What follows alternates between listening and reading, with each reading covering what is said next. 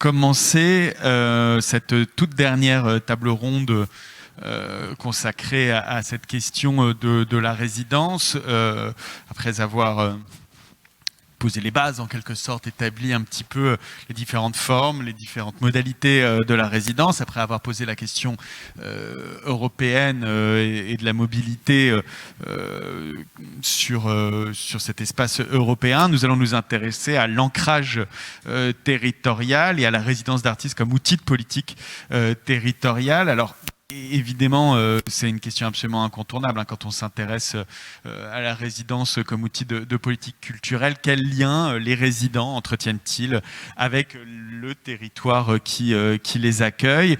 La réponse va varier en fonction, encore une fois, de la durée, du lieu, du type de résidence. Est-ce que l'artiste laisse une œuvre pérenne sur place ou pas du tout? Enfin voilà, c'est autant de... on commence à avoir l'habitude depuis ce matin, c'est autant de questions qui viennent un peu complexifier la situation. En tout cas, la résidence peut être à la fois un moteur de cohésion sociale, un instrument d'animation de territoire, une opportunité de développement économique aussi pour ces territoires, et un soutien, tout en apportant un soutien à la carrière des artistes.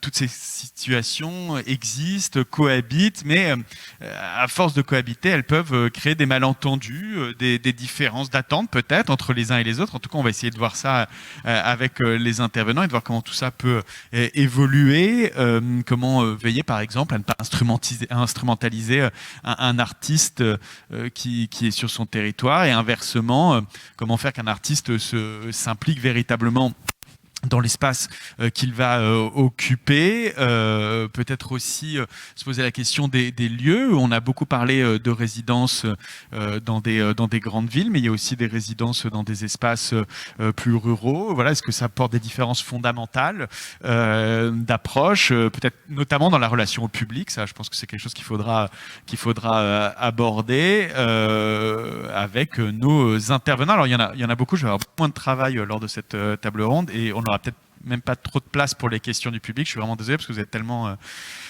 participatif que je pense que vous allez être très très frustré, mais voilà, au moins comme ça on ira jusqu'au bout. Annie Chèvrefils-Desbioles, vous êtes inspectrice de la création artistique au sein du ministère de la Culture. Vous aviez publié un gros rapport justement sur la question des résidences qui, je dois le confesser maintenant, m'a beaucoup aidé pour préparer cette journée. Christian Lager, vous êtes le directeur de la culture région Sud-Provence-Alpes-Côte d'Azur, c'est comme ça qu'on dit maintenant. On dit plus seulement PACA. Je me suis fait reprendre avant d'arriver ici, donc maintenant je fais très très attention. Et en tant que tel, vous êtes à la fois notre hôte, et puis vous avez un regard transversal sur cette question-là. Philippe Ariagno, vous êtes directeur du théâtre de la Passerelle, scène nationale de Gap, Alpes du Sud. Et vous avez le masque jaune, en masque jaune. Ensuite, Georges Bonissi, vous êtes le femme manager de la fruitière numérique à Lourmarin, et avec vous justement on verra ces questions aussi territoriales, d'espace un peu qui ne sont pas des espaces urbains. Et enfin, Patrick Volpilac, vous êtes le directeur général de l'ALCA, Nouvelle-Aquitaine, donc une agence du livre, cinéma, audiovisuel. Vous nous expliquerez évidemment de quoi, quelle est sa fonction et quelle soit sa relation avec la politique territoriale en termes de résidence. Mais alors je me tourne d'abord vers vous, évidemment, Annie Chèvrefils-Desbioles, puisque vous avez écrit ce rapport. Enfin, vous avez travaillé vraiment sur cette question des résidences. Après tout ce qu'on a dit aujourd'hui, est-ce que vous avez le sentiment que cette approche de la résidence a beaucoup évolué? C'était quand? C'était en 2015-2016 votre rapport? Non, c'était plus récent. La circulaire était en 2016, pardon. Et votre rapport était plus récent. Est-ce que les choses évoluent très très vite selon vous sur ces questions-là, ou est-ce que finalement vous avez pensé qu'on arrive aujourd'hui à savoir à peu près ce que c'est qu'une bonne résidence, et notamment dans cette articulation avec la politique territoriale? D'abord, bonjour, oui, bonjour à tous. Je voulais remercier le Conseil régional, Monsieur Lager, pour cette invitation, pour cette rencontre. C'est en tout cas pour moi l'occasion d'échanger sur ce travail qui a été un travail collectif de l'ensemble de l'inspection, toute discipline, comme on dit, du spectacle vivant, donc danse, théâtre, musique et arts plastiques, mais je l'ai en effet coordonné, donc c'est un gros pavé pour pouvoir faire le tour de toutes ces questions, parce qu'il y a des cultures très différentes entre le spectacle vivant, que je connais bien sûr bien moins, on a un représentant, que les arts visuels. Et alors pour répondre directement à votre question, oui, malgré que ce rapport ait été publié en 2019, les choses changent en effet très vite. On a parlé de transition numérique, transition écologique, modification dans la proximité des rapports aux personnes. On va sûrement l'évoquer aussi d'autres manières de travailler, les Fab Labs, les tiers-lieux, qui pour moi ont été aussi très importants, puisque c'est un rapport aussi de 2012 qui est également publié, qui abordait toutes ces questions, là, qui était aussi une brique que j'avais écrite toute seule. Donc voilà, il y a de nouveaux acteurs, enfin de nouveaux, on y reviendra, des acteurs qui aujourd'hui s'inscrivent dans le territoire, et cela bouge très vite, et les défis sont surtout très nombreux, sociétaux, humains, et écologiques, et donc bien sûr artistiques, parce que l'artistique fait partie de tout ça. Et en même temps, il y a des constantes. C'est vrai que est-ce mon grand âge? En 2006, j'étais à la première circulaire qui a été publiée. J'allais dire, j'étais à la rédaction. C'est une circulaire qui, on en fait l'historique dans notre étude, venait du spectacle vivant, justement, et en plein, on va dire, problème de l'intermittence, pour le dire, et donc de la rétribution du travail artistique. Et les arts visuels sont arrivés à ce moment-là sur cette rédaction. Et je le rappelle parce que la première forme de résidence, Hélène a fait une très bonne présentation, donc on a gagné beaucoup de temps donc sur ces résidences création, recherche, expérimentation.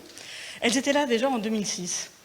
Et c'était une manière de soutenir la production dans le spectacle vivant, donner place à la production et donc à l'aide aux artistes, dans ce cadre-là, les intermittents. Et nous, les arts visuels, quand on s'est mis à écrire, à regarder cet article, on a dit oui, mais nous, on n'a pas de spectacle au bout du compte, il n'y a pas forcément une œuvre.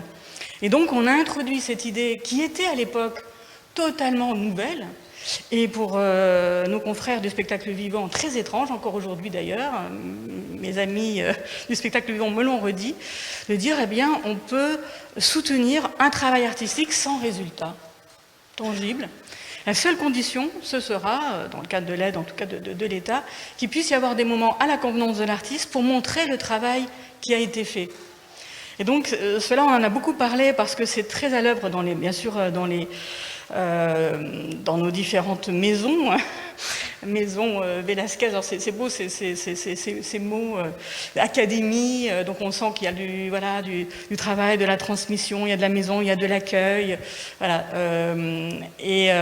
parce que le mot mobilité, parfois, rend les choses très très abstraites, c'est plutôt dans cette dimension-là, donc on est dans la création, on va dire, recherche, expérimentation. Et ce qui est très nouveau, donc on aura le temps d'en discuter, c'est qu'étaient les résidences de diffusion à l'époque, toujours pour le spectacle vivant, comment on soutient à la diffusion au niveau national et à l'international, et qui est devenu les résidences artistes en territoire. On résume souvent par résidence de territoire, qui quand même enlève l'essentiel, c'est-à-dire que c'est à travers un projet d'artiste, dans le cadre d'un territoire qui peut être très divers, la définition du mot territoire, que ce soutien opère. Et c'est là où plein de choses s'inventent et doivent se réinventer constamment. Que ce territoire, il est en milieu rural, il est dans un parc national, on montre ces exemples-là, notamment, souvent avec des partenaires qui ne sont pas des partenaires culture stricto sensu, avec lesquels les artistes se sont amenés à travailler. Les monuments historiques, c'est culturel, mais c'est pas la culture de la création. Et donc là, on insiste pour dire, eh bien, il faut qu'il y ait une structure artistique qui accompagne pour pouvoir faire ce travail au plus proche. Le territoire, ça peut être aussi une entreprise. Mais on verra que l'entreprise peut poser des questions différentes parce qu'on peut être autant dans une production d'œuvres, d'un accueil. Alors, parce que j'ai bien aimé votre insistance sur le fait, mais qu'est-ce qui est résidence ? Alors, c'est vrai que la résidence est un espace-temps de travail, et c'est aussi une rémunération, en effet. Mais ce n'est pas toujours aussi simple. Et il y a parfois des résidences qui ont plutôt de l'ordre de l'accueil, de la mise à disposition simplement d'un lieu, enfin simplement d'un lieu et d'instruments de travail, notamment dans les Fab Labs, d'instruments plus sophistiqués. Mais on n'est pas forcément, bien qu'on utilise le terme, on n'est pas forcément dans une résidence, on est plutôt dans une dimension d'accueil. Et notre travail, et moi travaillant avec mes confrères du spectacle vivant, on a bien vu qu'on a du mal parfois à délimiter les choses entre un simple accueil et puis une résidence artistique. Et donc notre travail également, on a souhaité ouvrir en fait ce qui serait nouveau, en tout cas en perspective. Alors la question du numérique, on y reviendra. La question de la participation, comment aujourd'hui, dans ce grand ralentissement qui nous est nécessaire, on travaille aussi autrement avec ces publics plus actifs. C'est acteurs, il y a eu beaucoup de néologismes que j'ai beaucoup travaillé quand j'ai travaillé sur la question de l'amateur. Et donc, avec qui nos institutions, nos lieux travaillent de plus en plus, et eux-mêmes le souhaitent. Notre société est de plus en plus dans ce qu'on appelait le passage de la démocratisation à la démocratie culturelle. Et on voit bien que c'est une donnée de fond. Et donc, la question de la participation devient assez essentielle. Et donc, pose la question de la proximité, d'une nouvelle écologie ou écosophie, quand on parle, pour travailler autrement. Et ça change aussi la donne en matière de résidence, puisque pour pouvoir travailler avec une population, pour pouvoir travailler avec un territoire, eh bien, il faut s'immerger, s'installer plus longuement. Donc, de quelle manière peut-on le faire ? Donc, il y a un rallongement, en effet, des résidences et d'autres types de résidences, mais j'y reviendrai. Donc, c'est une question qu'on a posée, en plus de celle des tiers-lieux. Et puis, très rapidement, notre travail a surtout aussi pointé les absents dans nos discussions autour des résidences. Par exemple, étrangement, on ne verra jamais, ni dans le colloque dont on a fait référence la semaine dernière, Reflexes Residencies, les centres culturels de rencontre, qui sont des lieux, et on est bien placé ici pour le voir à Villeneuve-les-Avignon. Par exemple, là où on a toutes les écritures d'auteurs, des résidences très importantes dans le monde qui existent là, mais on n'en discute pas, c'est comme un réseau à part, dont on a du mal à intégrer la capacité de travail avec le territoire et au niveau national. Donc les centres culturels de rencontre, donc on a beaucoup élaboré dans ce rapport autour d'eux. Eux-mêmes se posent la question de leur inscription territoriale, comment ils peuvent travailler différemment avec les autres partenaires du territoire et avec les publics. Et puis, ce qui nous a semblé absolument aussi essentiel, ce sont les écoles d'art, les écoles supérieures d'art, qui, elles, ont à l'année longue et depuis toujours un réseau international très important, des filières professionnelles très importantes, et engagent des réflexions sur les résidences, les mènent, et souvent aussi, parce qu'on a plutôt tendance à penser création, diffusion d'un côté, enseignement sup de l'autre, le numérique encore à part, et les tiers-lieux encore à part, les bien nommés tiers-lieux d'ailleurs. Et donc tout cela, on s'est dit, cela fait un tout. Et pose des questions tout à fait nouvelles sur pour répondre en fait à ces défis sociétaux. Voilà. Je pense que j'ai fait un petit tour un peu. Vous avez fait un grand tour même, Annie Chevreufis-Desbioles. Merci pour ce plan de la rencontre telle qu'elle va se dérouler maintenant. J'espère, je ne suis même pas sûr qu'on arrive à aborder toutes les questions, hein, depuis la définition du territoire, la question de la numérisation, enfin tout ce que vous avez évoqué. Mais je me tourne maintenant vers Christian Lagier, puisque je le rappelle, vous êtes le directeur de la culture de la région Sud Provence-Alpes-Côte d'Azur. Avec cette question, finalement, dans tout ce qu'a dit Annie Chevreufis-Desbioles, il y avait quelque chose d'assez important dans l'évolution de la culture, ou en tout cas de l'approche de la résidence, c'est qu'une résidence ne débouche pas forcément sur la production immédiate d'une œuvre. Mais alors, pour vous, de votre côté, qu'est-ce que c'est qu'une résidence réussie ? Qu'est-ce que vous attendez, vous, en tant que directeur culturel, d'une résidence, si ce n'est la production d'une œuvre artistique ? Oui, en fait, la production d'une œuvre artistique, je dirais, se rapporte peut-être à un modèle ancien ou à une idée un peu ancienne de ce qu'on se fait de la résidence. Mais la résidence comme moyen d'obtenir une œuvre peut exister, peut continuer à exister. On l'a vu ce matin avec la Villa Noailles. C'est voilà, un bonus sur la résidence, mais ce n'est pas du tout ce qui est à l'œuvre quand on a une politique de résidence, en particulier au niveau des régions. Je pense que mon collègue d'à côté peut-être dira la même chose. En tout cas, au niveau d'une région, ce n'est pas du tout ce qui est à l'œuvre, de se constituer comme ça un corpus d'œuvres plus ou moins réussi, parce que souvent le contexte, les commandes ne sont pas toujours le meilleur contexte pour faire émerger de bonnes œuvres. Non, je voudrais mettre l'accent sur d'autres motivations. Alors, juste précaution, d'autres motivations, peut être cynique, d'autres motivations qui n'excluent pas les motivations premières qu'on a vues ce matin, aider un artiste d'un point de vue social, offrir un temps à un artiste pour améliorer une création, ou offrir des croisements à un artiste qui vont, c'est le cas du grand tour que la France a souhaité donner, c'est permettre de perfectionner, d'avoir de meilleurs artistes, permettre aux artistes d'avoir une autre vision pour grandir. Ce qui était déjà une politique publique, hein, qui visait évidemment le rayonnement de la France pour avoir de grands artistes à l'échelle européenne. C'est un petit peu la même chose à l'échelle des régions. Je savais que souvent, on a plusieurs typologies de politiques culturelles publiques. On peut avoir une politique de marketing territorial, où on veut avoir une politique de diffusion internationale avec soit un grand musée, soit un grand festival qui va faire rayonner, qui va faire connaître la région pour attirer du monde. Ça, c'est une politique. On peut avoir une politique de diffusion tout public envers les territoires, envers territoires ruraux, territoires difficiles, où on va là aussi s'attacher à la diffusion. Et puis après, on peut avoir, et c'est le cas dans cette région, une politique de filière qui vise à développer la culture en tant que vraie filière, je veux dire, économique, et économique au sens d'ensemble d'acteurs et d'ensemble de relations, d'interdépendance entre les acteurs d'une vraie filière. Cette filière, ça commence, je suis content qu'on soit ici dans une école, ça commence par les écoles, par la formation. Ensuite, c'est l'accompagnement, la transition de l'école à la professionnalisation, et puis toute la chaîne dont ont besoin les différents artistes. Si on est sur les plasticiens, Pascal Neveu, il le sait, on commence par l'école, puis ensuite on essaie de professionnaliser, on trouve des ateliers, on a besoin de foires, on a besoin d'accompagnement, on a besoin de marchands, de galeries, et on a besoin aussi d'un échange qui permette aux artistes de s'épanouir dans leur nouveau métier. Et ça va être la même chose sur le spectacle vivant, ça va être la même chose sur le cinéma. Une approche par filière en quelque sorte, c'est-à-dire. Une approche par filière.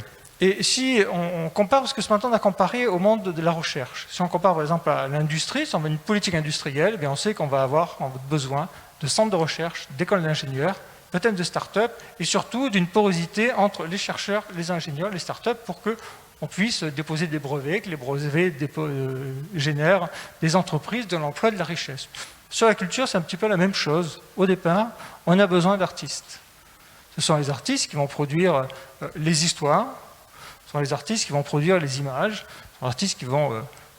un artiste plasticien va être à la fois l'ingénieur de recherche et de développement, et puis le producteur, parce que c'est celui qui produit le spectacle vivant. Ce sont les artistes, qu'ils soient auteurs, qu'ils soient metteurs en scène ou qu'ils soient interprètes, qui vont produire des spectacles que l'on va ensuite diffuser.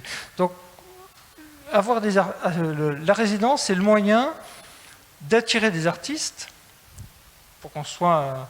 qu'il y ait ce croisement, ce frottement entre artistes qui fait élever le niveau, qui ouvre des perspectives. C'est un moyen pour retenir les artistes. Quand on a des écoles, pour les retenir sur le territoire. Les artistes, une fois sortis de votre école, n'aillent pas travailler ailleurs. Et c'est le moyen pour, à un moment donné, comme on l'a dit ce matin, permettre aux artistes de progresser, de s'élever, de trouver un temps de respiration pour améliorer leur travail. Et c'est parce qu'on a des artistes qu'ensuite on peut nourrir toute la filière qui va derrière, et que l'on va nourrir ensuite la diffusion, qui reste toujours un objectif. Donc si on a une vraie politique de développement culturel endogène, c'est-à-dire propre au territoire, qui vient du territoire, on a besoin d'avoir des artistes, comme dans l'industrie, on a besoin d'avoir des chercheurs et des ingénieurs. Ça, c'est la première grande motivation des collectivités. La deuxième, c'est, on a parlé beaucoup de rencontres avec le public, et on a aussi aujourd'hui une vraie tendance à développer des politiques EAC, éducation artistique et culturelle. Je crois que la vraie nouveauté de ces politiques, c'est la rencontre avec l'artiste. On n'est pas juste dans des politiques où on fait de la pratique artistique, où on peut faire appel effectivement à des artistes, parfois même à des associations qui se spécialisent là-dedans. On fait appel à des artistes pour qu'il y ait une rencontre. Pas forcément des artistes qui viennent faire un atelier, mais faire rencontrer des artistes parce que ça ouvre l'esprit, ça permet de voir, ça permet de montrer qu'il y a d'autres façons de vivre, de travailler, de voir le monde. Et pour rencontrer les artistes, il faut qu'il y ait des artistes. Et c'est vrai que je remarque, et on encourage les villes qui se lancent dans une politique 100% ASC, ou du moins assez ambitieuse au niveau de l'ASC, sont incitées à développer des résidences, parce que, encore une fois, pour rencontrer les artistes, il faut les avoir, et c'est un moyen d'attirer des artistes sur son territoire. Et donc on ne va pas être dans la production de l'œuvre, mais je crois qu'on l'a assez dit ce matin, on va être effectivement dans une obligation de rencontre, qui encore une fois, pas l'animation d'un atelier, ça serait du travail qui aurait besoin d'être rémunéré, mais voilà, de rencontre avec des élèves, avec une classe, etc. On va poursuivre sur cette approche j'allais dire un peu institutionnelle avec vous, Patrick Volpilac, puisque je rappelle que vous êtes le directeur général de l'ALCA Nouvelle-Aquitaine, donc on part un peu plus à l'ouest quand même, enfin même très à l'ouest, tout à l'ouest. Voilà, qui est l'ALCA, qui est donc une agence du livre, du cinéma et de l'audiovisuel. Donc peut-être un mot pour nous expliquer ce que c'est et nous dire comment, puisqu'en préparant cette émission, vous m'avez dit que vous avez pu constater, ça fait plusieurs années, vous aviez même fait une pause et vous avez vu exploser complètement ce recours aux résidences et comment vous, voilà, quelle est la fonction pour vous de ces résidences sur votre territoire, dans vos fonctions et quel regard vous portez sur cette multiplication ou en tout cas cet outil devenu véritablement incontournable des politiques culturelles régionales. Merci. Alors, qu'est-ce que c'est ALCA? ALCA, c'est une agence au sens où, historiquement, toutes les régions françaises ont eu des CRL, Centre régional du livre. Certaines y ont associé des agences du cinéma, c'est le cas de 4-5 régions en France. Et avec 3 autres régions, nous avons fait le choix de regrouper cinéma, livre et audiovisuel dans une même structure. Quelle est la fonction? Ce sont des agences régionales au sens, le conseil régional est le financeur très très majoritaire de ces outils. Et notre fonction première, c'est de décliner les politiques publiques qui sont conçues par le conseil régional, qui est une collectivité, pour en venir, n'a pas un phénomène d'opérationnalité. Nous devons avoir cette opérationnalité. Et comme le disait bien monsieur, nous sommes sur des contrats de filière, ou des fonds de soutien, ce qu'on appelle, qui a pour but de structurer la filière du livre ou la filière du cinéma et de l'audiovisuel. Et nous en déclinons, j'allais dire, tous les dispositifs d'accompagnement. Donc c'est plutôt une agence de service. Elle se doit de ne pas concevoir des projets qui viennent en concurrence avec des opérateurs sur le territoire, mais de trouver toute gamme de services. Alors ça me permet de faire le lien avec les résidences. Il se trouve que je suis dans une agence qui, historiquement, a créé sa première résidence en 1994. Donc c'était une résidence au cœur de Bordeaux, une résidence d'accueil plutôt sur des gens qui étaient à l'époque minorés sur le plan éditorial, je pense à la poésie en particulier.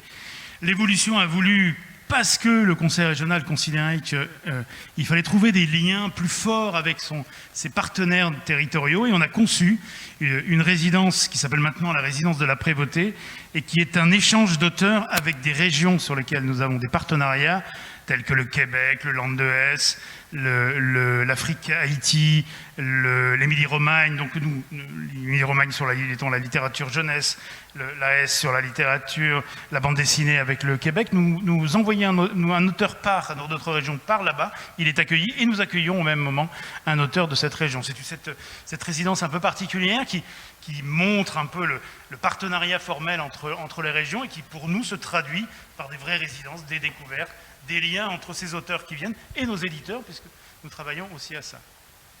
J'en ai encore 2 autres. Non, c'était juste pour vous dire de bien parler, de bien mettre votre micro en dessous de votre bouche. Parce que Pardon.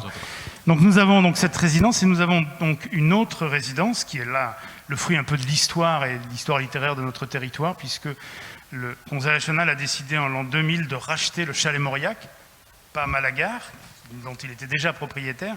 Donc ce chalet Mauriac, et après quelques discussions avec le président de région, nous sommes passés d'une étape où ça devait être un lieu d'accueil de séminaire à un lieu d'accueil de résidence. Et nous avons pu y développer des résidences depuis maintenant 8 ans, donc sur 5 possibilités d'accueil. Et nous accueillons à peu près 30 auteurs aussi bien du champ du cinéma et de l'audiovisuel que des champs de la littérature, qui viennent dans Saint-Symphorien. On est à 3/4 d'heure de voiture de Bordeaux au sud, on est dans une zone rurale, donc un regard très spécifique dans le lien avec le territoire, avec une série de rencontres qui se formalisent à travers la présence de ces auteurs. On est à 30-40 rencontres organisées par an. C'est en grande majorité sur un territoire rural. Bien sûr, il y a des actions à Bordeaux, mais c'est notre volonté d'essayer de montrer cette activité sur ce site qui a une certaine mémoire et qui a une certaine image, mais aussi qu'il a une activité très contemporaine à travers les collaborations sur ces résidences. Troisième politique de résidence, alors elle est un peu particulière puisqu'elle est née il y a très très peu de temps. Elle vient, suite à la remarque de monsieur, sur cette nécessité d'avoir un travail un peu renouvelé autour de l'éducation artistique et culturelle. C'est un chantier que moi j'ai ouvert avec d'autres résidences du réseau national, d'autres agences du réseau national. Et j'ai fait cette proposition, puisque, vous m'avez entendu le dire tout à l'heure, le conseil régional a une compétence majeure qui s'appelle les lycées, avec la particularité de gérer ces lycées. Et le hasard a voulu que je découvre que nombre de logements de fonction étaient disponibles dans ces établissements. Les logements de fonction qui étaient attribués à des enseignants qui auparavant avaient des obligations de présence. Ça existe de moins en moins. Et donc, la région a des logements de fonction. Et pourquoi pas y lancer un programme de résidence. Ces logements de fonction sont accessibles, ils sont au cœur de la ville, avec des lycées qui sont aussi bien pour certains des lycées d'enseignement agricole que d'enseignement professionnel ou des enseignements généraux au cœur des grandes villes, de se dire pourquoi pas accueillir un auteur en résidence dans ces lieux avec un enjeu de vie dans le lycée, avec les élèves, les enseignants, le personnel technique, essayer d'y concevoir des relations un peu spécifiques, d'y proposer des animations, mais aussi dans son environnement. Un lycée, ça respire, ça vit avec son environnement. Et l'auteur en résidence dans ce lieu s'inscrit dans cette logique-là. Nous avions commencé l'an dernier, malheureusement, le confinement est tombé, donc il a fallu arrêter toutes nos résidences. Elles sont reparties, nous croisons les doigts. Il se trouve qu'on est plutôt une région, pour l'instant, on ne nous a pas imposé d'aller se coucher à 21h. Donc, on a l'espoir de pouvoir penser qu'on va aller au terme de ces résidences. Et on vous le souhaite. Dernier petit point, parce que je trouvais que la position de madame m'a évoqué un autre dispositif qui me paraît assez intéressant, qui est tout nouveau aussi. On a signé avec la coopérative des tiers-lieux de l'ensemble de la région, avec 47 tiers-lieux sur l'ensemble du territoire, la possibilité à des auteurs de bénéficier d'heures. Ce n'est pas une résidence, et j'entends bien. J'aimerais bien qu'un jour on puisse valider une définition formelle de ce que sont les résidences. Parce qu'imaginez bien que notre travail à nous, c'est d'accompagner les résidences du territoire. On peut très bien jouer sur de l'aménagement rural, on peut très bien jouer sur la préservation de patrimoine ancien, mais dès qu'il s'agit de considérer les conditions d'accueil des auteurs ou des artistes dans les résidences de nos collègues, on se heurte à des situations économiques relativement complexes, considérant qu'on n'a pas toutes les modalités avec un tiroir caisse qui assure la prise en charge de la bourse de la fin du mois. Et c'est un vrai sujet, parce que pas plus tard qu'il y a 6 mois, j'ai reçu des maires dans mon bureau qui n'avaient qu'une vocation, faire une réhabilitation patrimoniale de bâtiments de grande qualité, avec ce regard qu'ils portaient sur les résidences. Mais dès qu'on en parlait un peu de la stratégie économique, là, il n'y avait plus personne qui avait des idées. Voilà, je voulais dire les tiers-lieux, c'est des lieux pour travailler. On en a mis 43 en réseau. Et on a un nombre d'auteurs qui sollicitent des demi-journées pour pouvoir s'isoler, aller travailler dans de bonnes conditions. Voilà un peu une définition, c'est vrai, large, mais un peu le panel des résidences qu'on imagine. Qui est large. En effet, on va parler des tiers-lieux avec vous, Georges Bonici, dans un instant, puisque la fruitière numérique à Lombard est un tiers-lieu. Mais voilà, on va continuer à descendre progressivement dans les échelles, si vous le voulez bien. Et donc, je vais vous passer la parole, Philippe Ariagno, sur la question de... Vous êtes donc le directeur du théâtre La Passerelle, qui est une scène nationale à Gap, dans les Alpes du Sud. Vous, la résidence, évidemment, quand on a un lieu de spectacle, c'est indispensable. Vous les accueillez, même question, vous avez vu une évolution nécessaire dans la façon d'accueillir soit des individus, soit des troupes, j'imagine, enfin des groupes pour produire aussi des spectacles à montrer? Oui, bonsoir. Oui, effectivement, l'outil de résidence est quelque chose évidemment d'absolument indispensable pour un lieu de théâtre, de spectacle vivant. Même si une scène nationale, vous le savez, a plus vocation à être un outil de diffusion, mais pas forcément de soutien à la création, parce que pour moi, la résidence, c'est quand même un outil de soutien à la création. Donc la première raison d'une résidence d'artiste, c'est parce qu'on soutient une compagnie, on soutient un travail d'artiste. Peu importe finalement s'il y a comme vous avez dit tout à l'heure, on donne quelque chose, un résultat à montrer, etc. De toute façon, même quand il n'y a pas de résultat, il y a toujours quelque chose d'extrêmement passionnant et intéressant quand il y a une présence d'artistes sur un territoire, parce qu'il y a toujours de toute façon une rencontre avec les publics, du processus de création, etc. Et que c'est extrêmement riche et que ça évidemment ça permet de montrer le spectacle par une autre focale. Ce que ça a changé, on voit de plus en plus, on parlait tout à l'heure d'hyperproduction, de mobilité des artistes, tout ça. Et ce que ça change vraiment dans une résidence, en plus, dans les Hautes-Alpes, vous imaginez, c'est un des plus beaux territoires de France. En tous les cas, c'est un endroit où les artistes aiment bien aller. Effectivement, et j'allais dire presque la richesse qu'on peut avoir, c'est justement d'être enclavé, d'être isolé, qui permet des temps de travail extrêmement... on va dire efficace, hein, parce que on est concentré sur son travail, sur un territoire où, voilà, par la nature, j'exagère un petit peu, on peut se concentrer sur ce travail.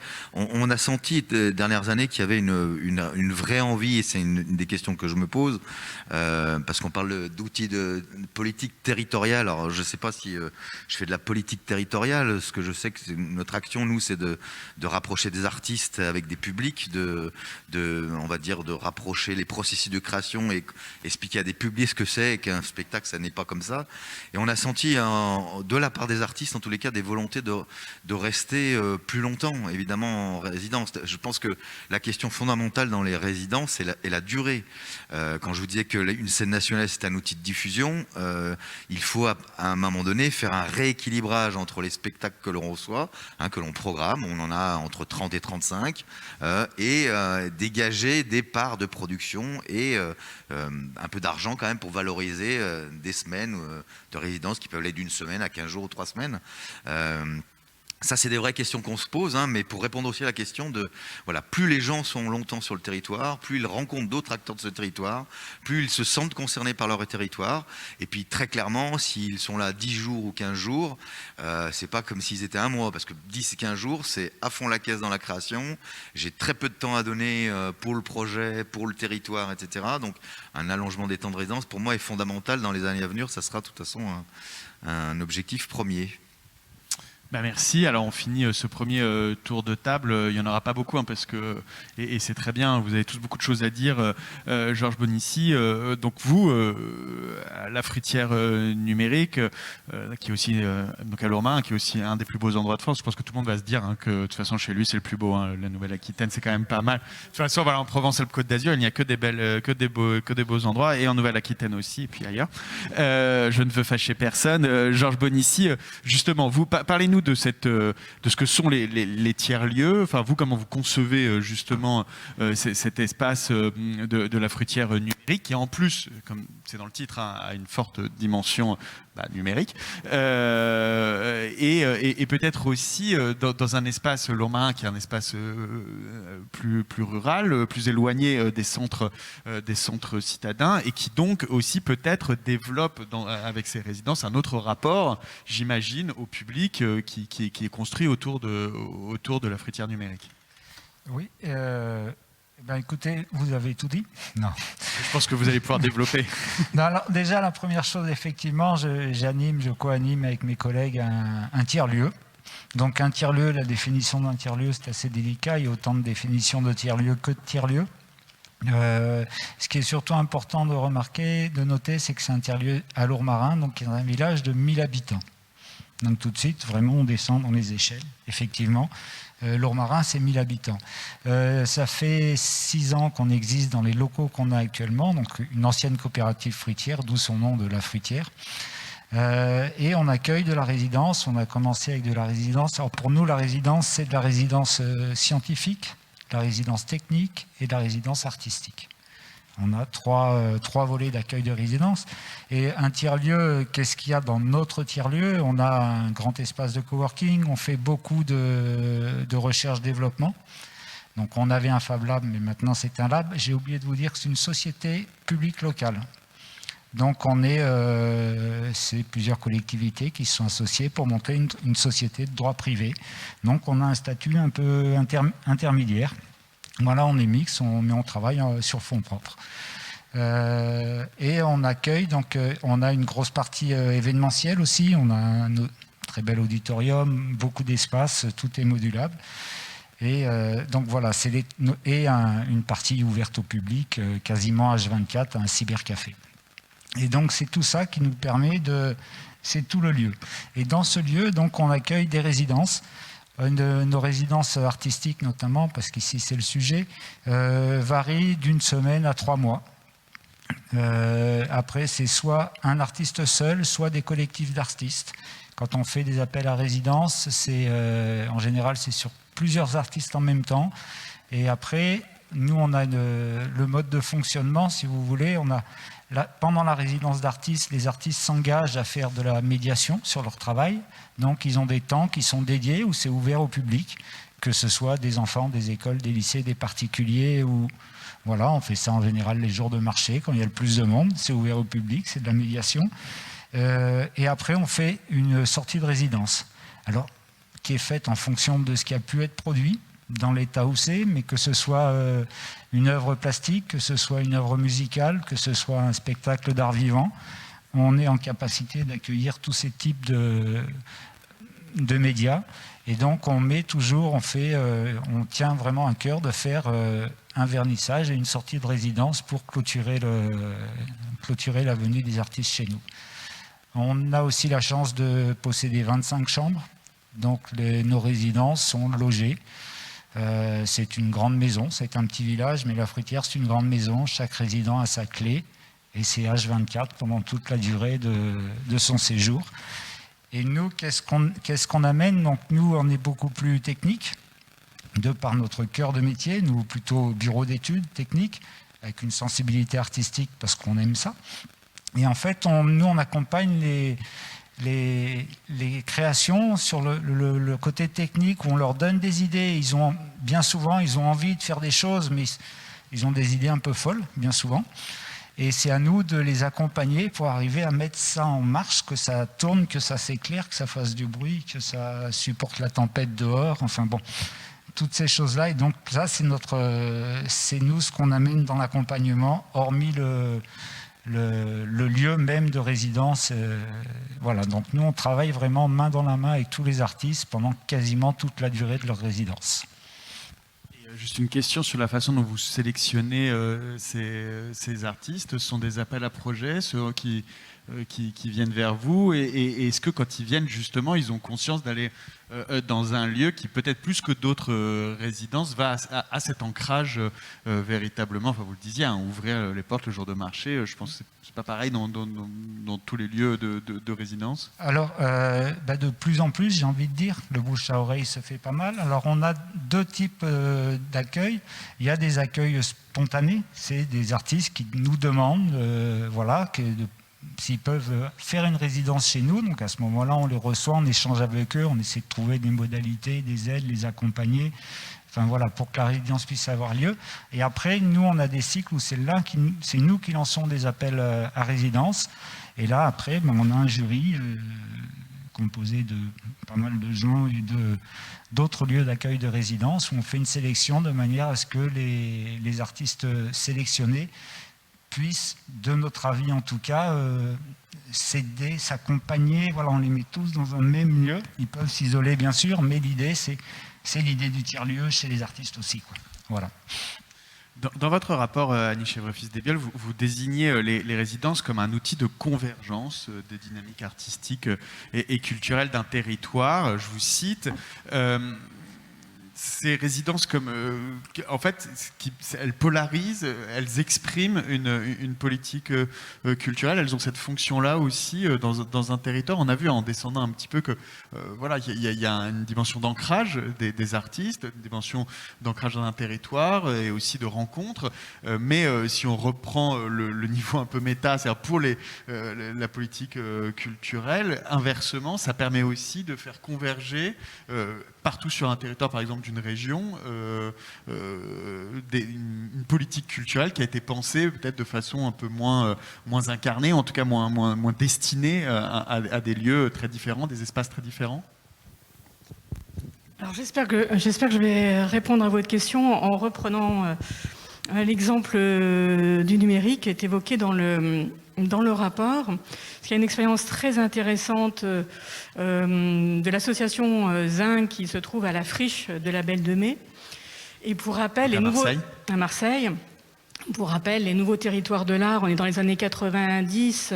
Fabrice Lextrait fait ce rapport sur les friches industrielles et les nouveaux lieux de l'art. Zinc fait partie des premiers lieux qui incarnent ce qui deviendra ensuite les tiers-lieux. Et qui, on y reviendra peut-être après, joue avec ce qu'on appelle, nous, beaucoup à la culture, les lieux intermédiaires. On y reviendra, toutes les explications sont dans le rapport, mais je reviens à mon sujet. Et donc Zinc, qui maintenant travaille avec Seconde Nature, qui est à Aix-en-Provence, qui organise un festival reconnu au niveau national en matière de numérique, donc font une même structure. Ils se sont organisés avec une dizaine ou une douzaine d'entre eux, vous me reprendrez, pour faire une plateforme de coopération et de coproduction dans le domaine du numérique.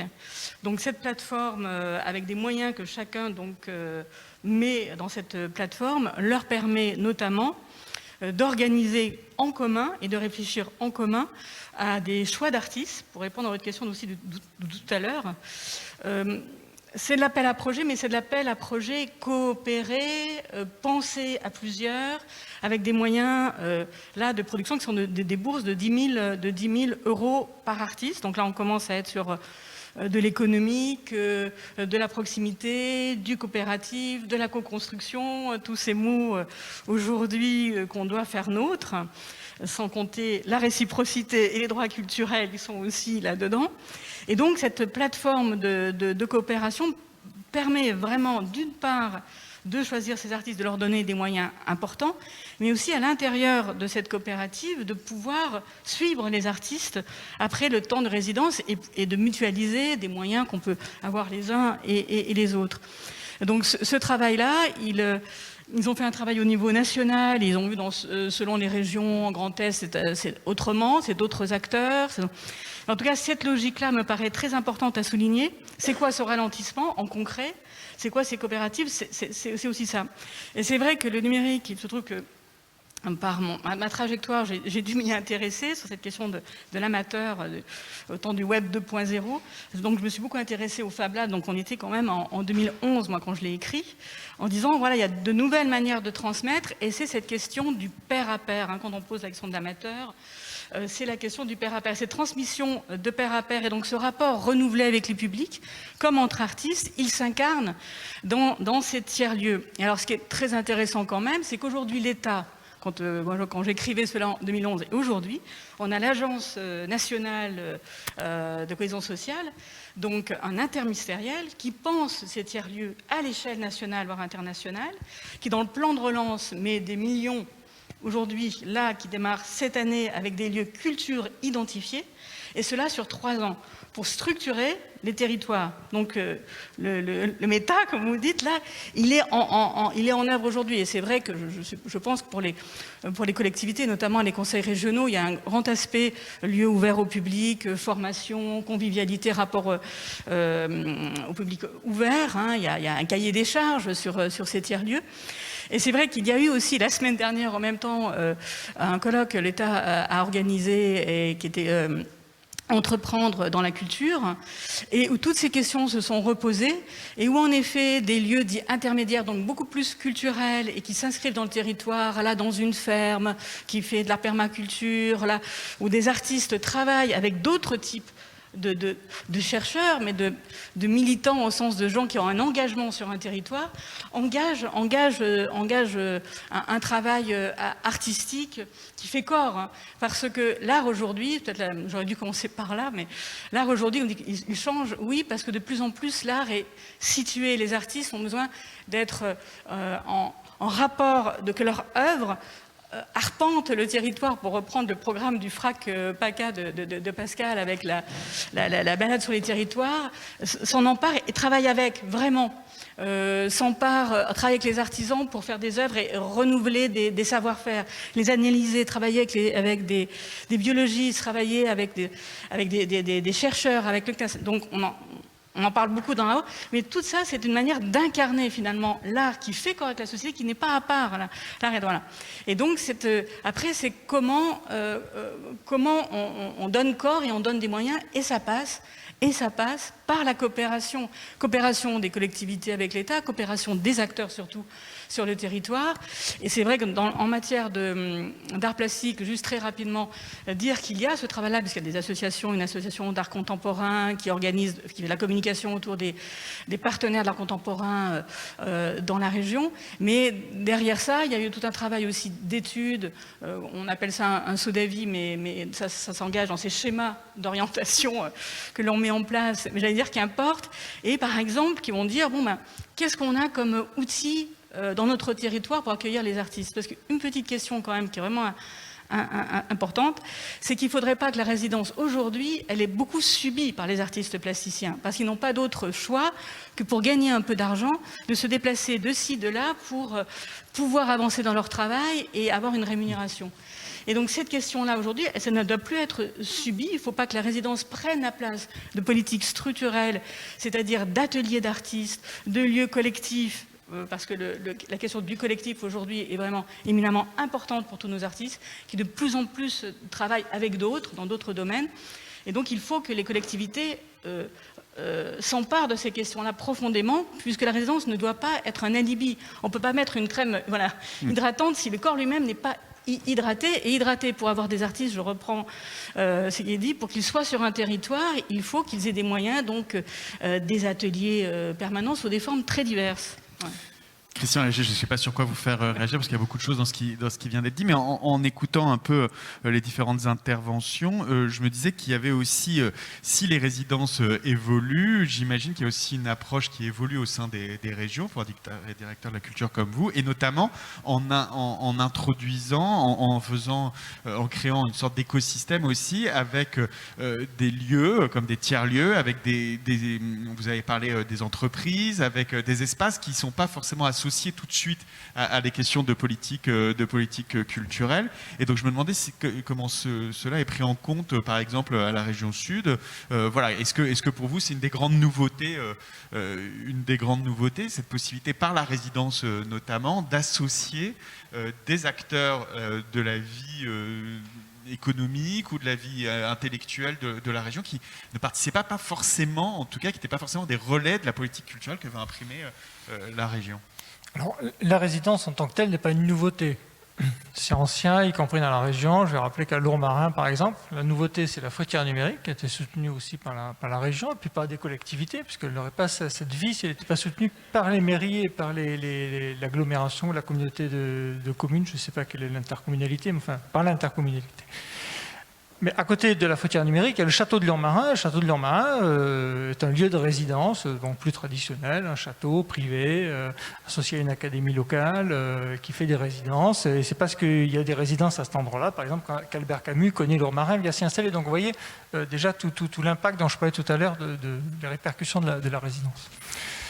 Juste une petite remarque, parce que j'entends même dire, oui, les collectivités, la résidence, ce qui les intéresse, c'est l'impact local. Non. Encore une fois, la dernière fois que je suis à la DGCA, on m'a dit non mais ce que vous faites c'est bien, vous faites de la diffusion locale, c'est votre rôle. Non, quand on fait de la résidence, quand on veut attirer les artistes, quand on a une politique vis-à-vis des artistes, c'est pas pour un intérêt local, c'est parce qu'on a envie de s'exprimer, que nos artistes s'expriment vis-à-vis du monde entier. Si on a envie d'accueillir les écrivains, si on a envie d'avoir une politique pour les auteurs dans cette région, c'est pour que les auteurs parlent au monde entier. Là, nous avons fait, puisque nous avons développé beaucoup la question justement de la résidence ces derniers temps sur le cinéma, parce qu'on a beaucoup réfléchi sur le cinéma avec une équipe, puisque c'est en interne que la politique cinéma est gérée à la région. On a développé un plan avec tous les acteurs du cinéma, dont notamment les auteurs et dont notamment la question de la résidence à un moment donné de l'écriture était nécessaire, entre le moment où ils se mettaient à écrire avant la relation avec le producteur. Enfin, ils nous ont expliqué tout ça, donc c'est vraiment pour les aider dans ce processus, mais l'idée, c'est pas juste de les faire rayonner dans les cinémas ou les lycées de la région. L'idée, c'est que nos auteurs produisent des films qui ensuite vont conquérir la France et le monde entier. Donc c'est une vraie politique de création. Et quand on fait une politique de création, on le fait comme l'État. Il n'y a pas d'un côté, l'État n'a pas le monopole de la politique de création. Et si on se place, c'est bien non au plan national ou international pour faire de la création. Et effectivement, comme le dit Madame, la résidence est une réponse dans un panel de réponses qui s'inscrit lui-même dans l'ensemble d'une filière. Et ça s'inscrit, on l'a vu, à un moment donné de la vie d'un artiste. La question des ateliers d'artistes est aussi très très intéressante. Il y a des communes qui s'intéressent, qui vont s'investir sur les ateliers d'artistes. Et je pense qu'effectivement, on peut les aider, les inciter. Je pense que c'est quelque chose sur lequel la région Sud va effectivement monter en puissance. Alors comment est-ce qu'on s'en est rendu compte? Écoutez, c'est quelque chose qui a émergé. On s'est rendu compte effectivement que la résidence est un phénomène qui a émergé sur la région petit à petit. Depuis très longtemps dans certains lieux, mais c'est quelque chose qui émerge. Il y a à peu près 190 lieux de résidence. Des lieux de résidence soit sur une seule forme, soit sur plusieurs formes. Des lieux de résidence qui permettent effectivement ce croisement. Donc ça émerge, on l'a repéré. Là, on développe un site, justement, un outil numérique qui permette aux résidences de la région de se connaître entre elles, qui permettent aux artistes d'avoir un portail pour repérer quelles sont les résidences, pour publier les appels à résidence dans la région. Donc ça, nous avons nous aussi une agence, c'est la Arsud, l'agence culturelle de la région. Donc Arsud va développer un portail des résidences pluridisciplinaires en région. Et un des premiers axes que nous avons souhaité établir, et donc là je remercie de nouveau le ministère de la Culture et les villas, c'est cette journée de rencontre justement dans la région. Avant de faire réagir les autres intervenants, notamment sur cette articulation entre le local et dépasser la dimension locale, parce que vous êtes interpellé, Annie Chèvrefils-Desbiolles, justement sur cette articulation. Un mot rapidement, s'il vous plaît, pour dire comment vous... Non, mais pour vous expliquer, puisque voilà, manifestement, Christian Lager dit ah non, nous on n'est pas là que pour avoir donné une dimension locale à des artistes locaux parce qu'on fait des résidences dans des espaces ou dans des lieux, des lieux situés. Voilà, comment est-ce que vous réagissez à ça? Économiquement, le poids économique de soutien à la culture, c'est les collectivités territoriales et en premier lieu les villes. Moi-même qui ai travaillé pour la ville de Marseille, voilà, un opéra, enfin, ce sont les villes notamment, et le ministère est bien plus loin. Donc là, il n'y a absolument aucune ambiguïté. Non, c'est parce qu'on parlait plutôt de ces tiers-lieux qui vont être très encouragés dans les 3 années qui viennent et qui sont installés sur les territoires, puisque la politique qui est menée par l'agence de cohésion sociale, un interministériel, vraiment tous les ministères sont convoqués, c'est milieu rural et politique de la ville, quartier prioritaire, sur lequel vont s'installer ces nouveaux lieux à la fois de production, d'accueil en résidence, etc. Et qui vont aussi embarquer, si je puis dire, ces lieux intermédiaires culturels, si on arrive à bien utiliser tout ça. Donc c'est juste à ce titre-là, bien entendu, les collectivités ont même des conventions avec l'Institut français, on n'en a pas parlé, sur les échanges, très attentives en général, et les régions en particulier, et toutes les collectivités, sur cette dimension d'échange et à l'international, et bien entendu. Non, il n'y a absolument là aucune ambiguïté. Je ne sais pas qu'est-ce qui veut réagir sur cette articulation, peut-être vous, Patrick Volpillac, sur cette articulation, encore une fois, des différentes échelles. Hein. Évidemment, une résidence est ancrée dans un lieu, dans un espace, une région, mais elle n'a pas vocation, évidemment, à se limiter à cet espace. Tout à fait. Alors, c'est plutôt une région qui a moins de résidences. J'entendais le chiffre que vous annonciez du nombre de résidences de votre territoire. Donc dans une région telle que la nôtre, 12 départements, aujourd'hui c'est plus grand que l'Autriche, on n'a pas une couverture territoriale aussi conséquente. C'est parti plutôt d'une étape, d'une stratégie d'implantation sur laquelle nous réfléchissons. C'est pour ça que je renvoie aussi à nos partenaires sur l'idée à un moment de définir ce qu'est une résidence. Si demain on veut un règlement d'intervention dans une collectivité pour déterminer les moyens qu'on va attribuer, il nous le faut à travers une définition un peu précise sur lesquelles on est clair aussi quand on approche des collectivités qui ont des projets en disant c'est ainsi que si vous souhaitez que demain ce soit une résidence, il faut accepter les règles de la rémunération des artistes présents, qui me paraît moi essentiel, puisque c'est une des clés les plus complexes. On va quand même se dire qu'aujourd'hui, une résidence, c'est un outil totalement parapublic. Il y a quelques résidences qui ont des partenaires privés, mais il y en a relativement peu. Nous, c'est des chantiers qu'on est en train d'ouvrir et de réfléchir, puisqu'on tire un peu l'expérience des autres lieux pour voir quel type de partenariat privé peuvent s'évoquer sur certaines résidences. Donc voilà, donc je trouve, moi je partage cette remarque, c'est que oui, je pense que la création, où qu'elle soit, a pour vocation à avoir une diffusion la plus large possible. Et si on peut être les relais à travers la structuration du champ de la culture, mais au-delà des coopérations internationales que nous avons, nous, régions, c'est là où nous jouons pleinement notre rôle. Mais peut-être que une cartographie nationale des résidences permettrait de voir quels sont encore les territoires, parce qu'il y a des territoires où c'est aussi un aménagement de rayonnant et l'aménagement du territoire. Et qu'il y a des lieux sur lesquels ça pourrait être pertinent de solliciter les collectivités en disant « là, il n'y en a pas, je souhaite vous accompagner au titre de la création et du développement de certaines résidences. » Voilà. Alors, Philippe Arignano, vous l'avez dit tout à l'heure, une scène nationale, c'est aussi un lieu qui accueille des créations, justement, qui amène sur un territoire des créations qui ont été pensées, développées aussi ailleurs. Mais là, je vais vous demander de faire un peu, encore une fois, le chemin inverse intellectuellement et pour nous donner un petit peu votre vision à vous de cette... De cette question des nouvelles formes de collaboration aussi peut-être. Je ne sais pas du tout comment ça se passe pour vous dans le scène national. Est-ce que vous êtes dans votre couloir? Est-ce que vous avez autour de vous un écosystème que vous pouvez solliciter aussi Alors, dans les Hautes-Alpes, un écosystème qu'on peut solliciter, pas tant que ça finalement au niveau des lieux culturels ou des acteurs culturels qui pourraient nous accompagner sur des présences artistiques. Maintenant, le fait qu'on ait des résidences et des artistes sur le territoire, évidemment, ça amène surtout sur des résidentes qu'on fait au niveau qu'on appelait les curieux de nature, qui sont des commandes faites à des artistes de gestes poétiques et artistiques en lien avec les espaces naturels et patrimoniaux et ou avec les habitants. Évidemment, ça implique pas mal d'acteurs pas culturels de ce territoire. On pourrait citer l'ONF, on pourrait citer le Parc national des Écrins, on pourrait citer Natura 2000, enfin tous les gens qui sont impliqués sur ce territoire pour d'autres raisons qu'artistiques.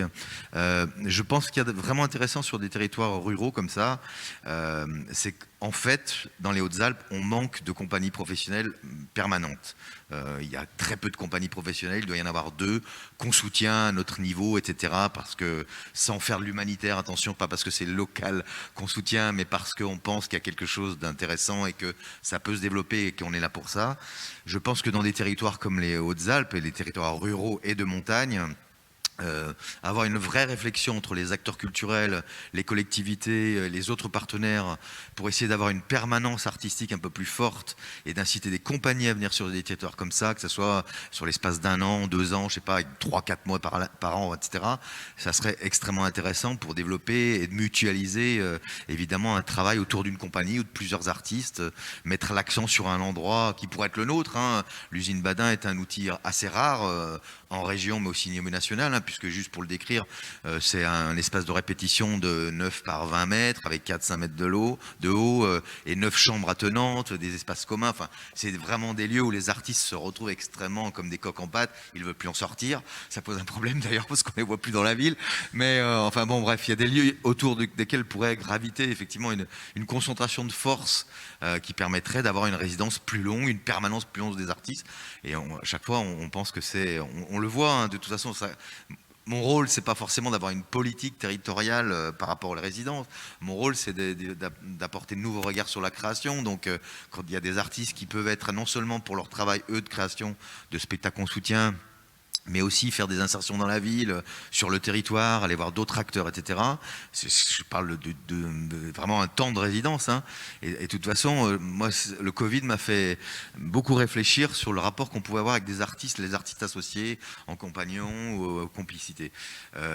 Pour des raisons historiques, je m'étais dit, ça fait 9 ans que je dirige la scène nationale, je m'étais dit, j'aurais plus d'artistes associés dans cette maison, c'est pas possible, parce que je pense que je sortais d'un traumatisme, d'une compagnie associée pendant 17 ans, je ne la cite pas laquelle, mais qui avait un très bon travail, donc j'aimais bien le travail, et que j'avais très envie de tourner la page, de montrer d'autres esthétiques. Et je me disais, quand on a quelqu'un en artiste associé trop longtemps, à force de l'avoir trop longtemps, on en parle, plus personne nous écoute, donc ça dessert la structure et ça dessert les artistes. Donc je m'étais dit, pas d'artistes associés, ça se discute, hein, par d'artistes associés. Et je me suis, par contre, des vraies fidélités, évidemment. On peut arriver à accompagner des gens sur 2, 3 ans, 4 saisons, 5 saisons, parce qu'on aime leur travail et qu'on renouvelle chaque fois, etc.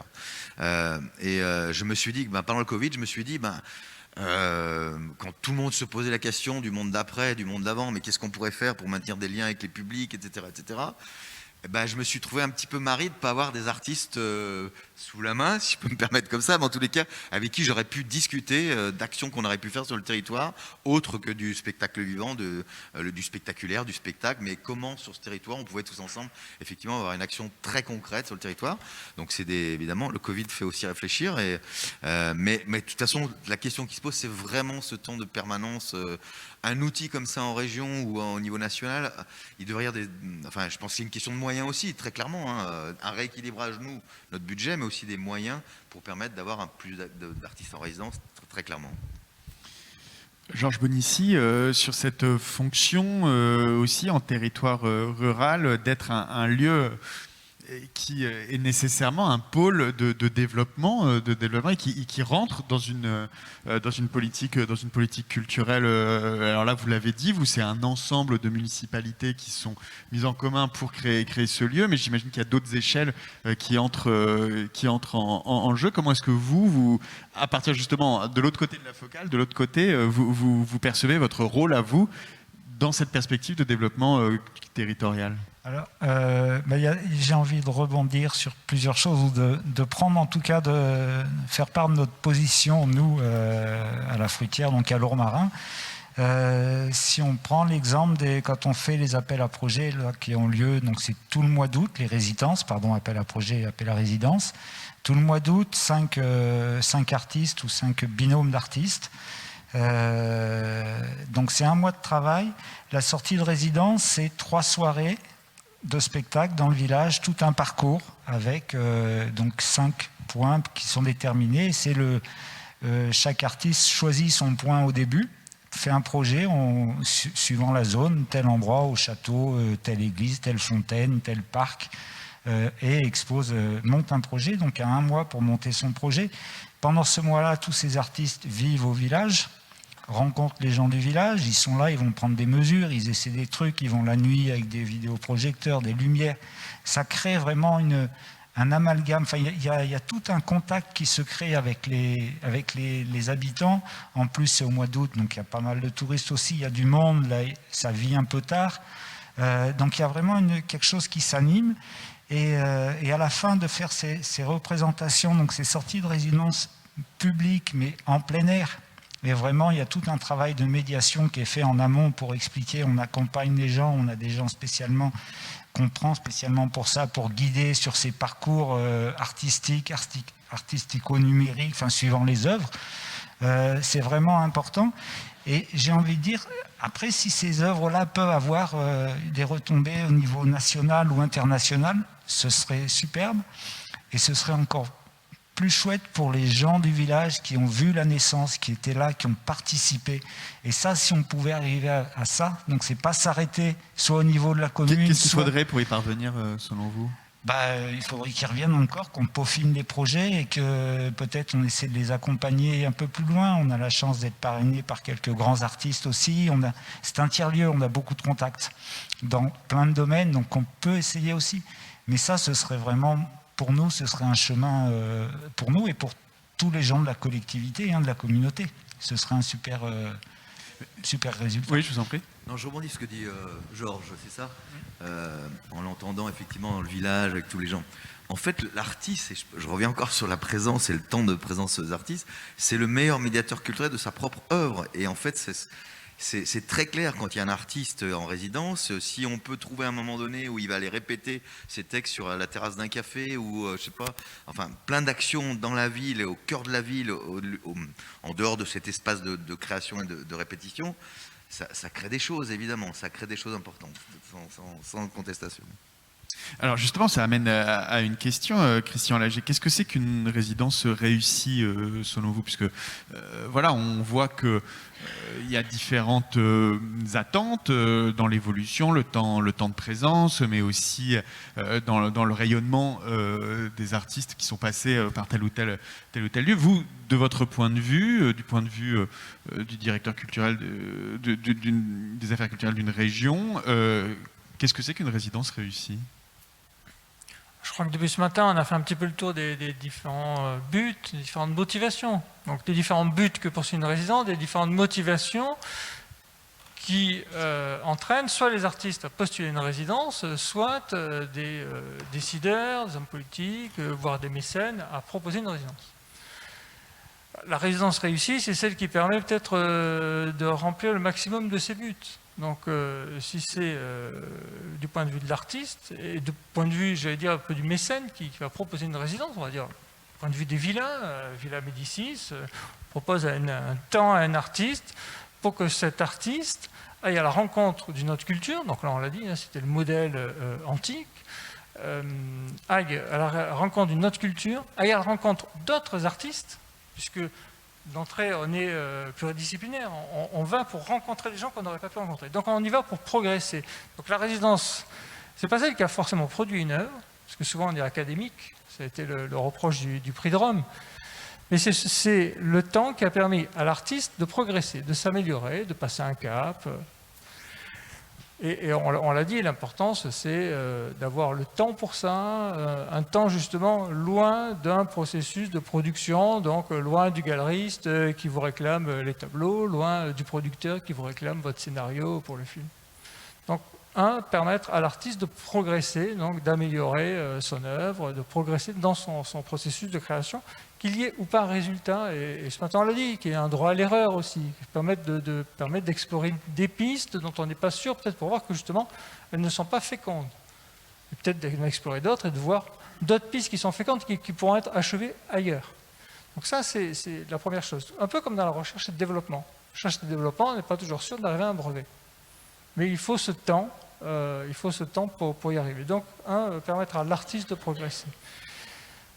Deux, je dis, du point de vue de la collectivité, quand on a un artiste qui progresse, des artistes de sa région qui progressent, de toute façon, donc on améliore la qualité de la culture, de la création de sa région. Donc déjà, en tant que collectivité, on a rempli un objectif, la collectivité nationale pour la Villa Médicis, ou pour les résidences qui sont financées en région, parce que l'État aide aussi beaucoup, hein, financé en région, ou pour la collectivité, donc on a permis d'améliorer la qualité de la création. Si on a attiré des artistes, ou si on a permis ce croisement, on a de toute façon un effet donc, positif par l'élévation voilà, de ce niveau de création. Et puis, il y a aussi cet aspect de rencontre avec la population, de découverte, de croisement qui est enrichissant dans les deux sens. Parce que là, c'est pas je donne, tu prends, c'est parce que nous donnons, nous gagnons tous les deux. Et donc cet aspect, donc on voit les effets, on le dit, hein, sur un territoire, sur les écoles, sur la population. C'est la même motivation. Ce matin, on parlait des résidences en entreprise. C'est la même motivation. Un chef d'entreprise, il sait qu'il va avoir un retour par l'enrichissement que ça procure à ses collaborateurs. L'intérêt, l'ouverture, la cohésion, même s'il ne médiatise pas sa résidence. Ils peuvent faire venir un artiste pour médiatiser, dire « Regardez, j'ai fait venir un tel », côté marketing, qui peut exister aussi. Mais beaucoup de chefs d'entreprise qui témoignent que ça a été profitable pour la cohésion, pour l'esprit, pour l'état d'esprit au sein de l'entreprise. Et ça, donc, le retour sur investissement, je peux dire, il est là, il est à ce niveau. Donc la résidence réussie, c'est celle qui qui remplit un petit peu tous ces objectifs, à la fois pour l'artiste et à la fois pour celui qui est reçu et pour celui qui reçoit. Patrick Volpillac, vous disiez tout à l'heure, il faudrait s'entendre sur une définition. Est-ce qu'il faudrait s'entendre aussi sur des critères d'évaluation, peut-être, toujours sur cette question de réussite, de ce qui fait une bonne résidence, en tout cas, évidemment en fonction des buts qu'on se fixe ou que se fixe une politique culturelle d'une région. Voilà, il n'y a pas, j'imagine, de réponse absolue à la question, mais tout comme il faudrait une définition, est-ce qu'il faudrait aussi des critères, selon vous, d'évaluation? Oui. Moi, j'entends tout à fait la proposition qui nous est faite pour considérer ce qu'est une résidence réussie. Moi, je ne peux pas, au regard du statut de l'auteur aujourd'hui, me dire, et la précarité de ces statuts, de me dire que la résidence ne permet pas d'aller vers une réussite, je vais l'avouer, économique, celle d'écrire un livre, que ce livre soit édité, que ce livre entre en diffusion, et qu'en diffusion, il rentre chez les libraires et qu'il soit acheté. Vous savez, il n'y a pas plus, moi je vais l'avouer, pas plus grande joie que de voir à la conclusion d'un ouvrage un remerciement qui est effectué à la résidence du Chalet-Mauriac, ou pas plus tard que la semaine dernière, le premier prix du Festival international du film indépendant de Bordeaux, où sur un long métrage, les deux producteurs ont dit, si nous n'avions pas fait cette résidence au Chalet-Mauriac, nous ne serions pas là pour vous présenter ce film. Moi, je me dis, c'est un outil au développement, c'est un outil pour accompagner la structuration de cette filière, qui est une filière économique, je m'excuse, c'est le marché qui détermine la viabilité aujourd'hui du développement du livre comme celui du cinéma, même si la puissance publique intervient. Les résidences sont un outil pour aider les auteurs, dans cette période quand même où la situation sociale et économique est quand même relativement dégradée. Il y a une opportunité de continuer à ouvrir nos résidences pour qu'ils puissent bénéficier des aides que l'on accorde et de travailler dans de bonnes conditions. Pour moi, l'aboutissement, c'est quand le projet a réussi ou aboutit. Je vais garder les deux verbes. Mais voilà, et ça, je pense que c'est assez essentiel aujourd'hui. Ou alors, je le rappelle comme je l'ai dit dans nombre, ou alors on le crée ce statut de l'auteur, on se donne les moyens, on explique au syndicat national de l'édition qu'il revoit ses modes de répartition des résultats économiques de la vente de livres. C'est toutes ces questions-là aujourd'hui qui sont posées. Et elles vont devenir de plus en plus prégnantes à l'aune de la réalité économique que l'on vit aujourd'hui avec nos auteurs. Avec évidemment la question européenne, la question des GAFAM aussi sur ces questions d'auteur. Mais alors là, je ne nous lance pas dans ce débat-là qui nous emmènerait très très loin, mais Annie Chèvrefils Desbioles, dans vous, ce que vous prenez, c'est une forme de parcours durable de l'artiste. Est-ce que justement, ce qui vient d'être dit, la question de l'aboutissement, des critères de réussite, de la fonction de la résidence, comment est-ce que ça intervient dans ce parcours durable de l'artiste tel que vous le souhaitez? Qu'est-ce que ça veut dire, parcours durable de l'artiste? Alors, en ce qui concerne les définitions, nous pouvons dire, regardez la circulaire de 2016, où la résidence, dans ses différentes acceptions et possibilités, est bien définie. On ne peut pas, je pense, aller bien au-delà, bien qu'il y ait eu 2006, il y aura 2016, il y aura peut-être plus tard. En ce qui concerne les rétributions, alors là, il y a eu un gros travail, je vois, M. Brunet n'est plus là, dans la filière des arts visuels, en lien avec le CIPAC, dont nous avons le président Pascal Neveu, qui regroupe tous les professionnels des arts visuels, la FRAP, qui est la Fédération des réseaux des artistes auteurs plasticiens, plutôt sur les tiers-lieux, les lieux collectifs d'artistes, et Art en résidence, une association qui regroupe des lieux dans la spécialité et la résidence, où ce monde a travaillé depuis de nombreuses années, pour travailler sur des contrats. Et qui dit contrat, dit en effet qu'il y a les termes du contrat, donc des rémunérations qui sont bien prévues, qui sont précisées. On a même l'association des centres d'art, des CA, tout ça est là, dans le rapport, je veux dire, mais qui dit donc c'est 600 € pour une résidence. Donc ces réflexions sont très abouties dans les arts visuels, je veux dire conceptuellement. Après, la richesse de nos structures, la capacité de mettre en œuvre, c'est là toute la question. Donc qui dit contrat dit évaluation, il y a donc même obligation d'évaluation, normalement au niveau des DRAC. Donc suite à cette circulaire 2016, en 2017, cela devait être fait, puisqu'il y a eu de nombres, comme l'a rappelé la DRAC, beaucoup d'argent en fait qui a été donné aux DRAC pour structurer leur offre de résidence. Nous reposons la question sur un terme peut-être un peu trop fort, de dire est-ce qu'il pourrait y avoir un volet stratégique de résidence à l'échelle des régions, et les DRAC coélaborent grâce aux travaux, c'est le cas dans la région ici, Sud-PACA, de regarder ce qu'il y a en termes de lieux de résidence, aussi grâce au SODAVI, de lieux de production pour les artistes. Donc tout ça donne des instruments finalement pour prendre des décisions et voir qui travaille avec qui, en effet, l'école, le centre culturel de rencontre, en n'oubliant personne dans le cadre des réseaux. Et donc cette évaluation doit être faite. Mais je pense qu'on est encore à une étape de construction parce que les choses vont en effet vite. Et ces artistes en territoire, ces nouvelles modalités de travail, ce travail de collectif des artistes qui est de plus en plus pluridisciplinaire, et cette manière d'un art situé pose des questions nouvelles. Donc il est moins urgent, mais ce travail se fait d'évaluation. Des questions de quel ordre? Vous dites que ça pose des questions nouvelles?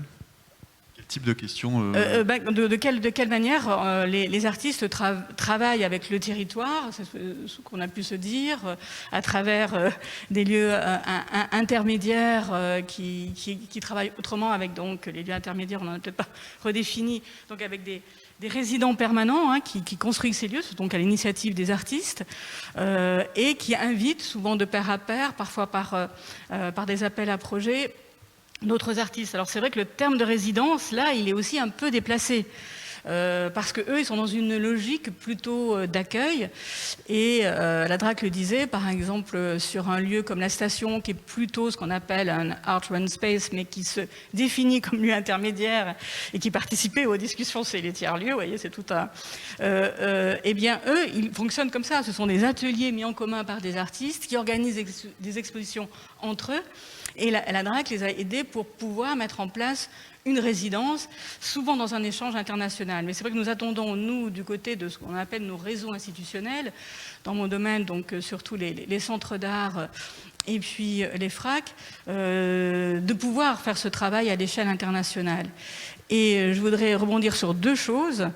Sur l'artiste associé, parce que c'est une grande discussion, j'ai interviewé Pascal Neveu dans le cadre de notre étude à ce sujet, parce que travaillant avec mon collègue du spectacle vivant et voyant que ces artistes associés étaient mis en place dans le réseau de la danse à l'origine, avec des artistes sur 3 ans, qui ont 15 000 € par an pour travailler avec une équipe, dans un équipement, qui s'imprègne de cette logique d'équipement pour inventer d'autres formes de rapport au public, d'autres formes de production, nous disions que ça serait vraiment important dans notre domaine. Parce que comment travailler autrement le territoire, comment faire à partir de structures institutionnelles sur lesquelles nous sommes tous partenaires et qui ont des missions bien, voilà, qu'on regarde de très près, qu'on évalue et qu'on a des conventions pluriannuelles d'objectifs, etc. Tout ça est très chiffré, l'inspection y regarde de très près, etc.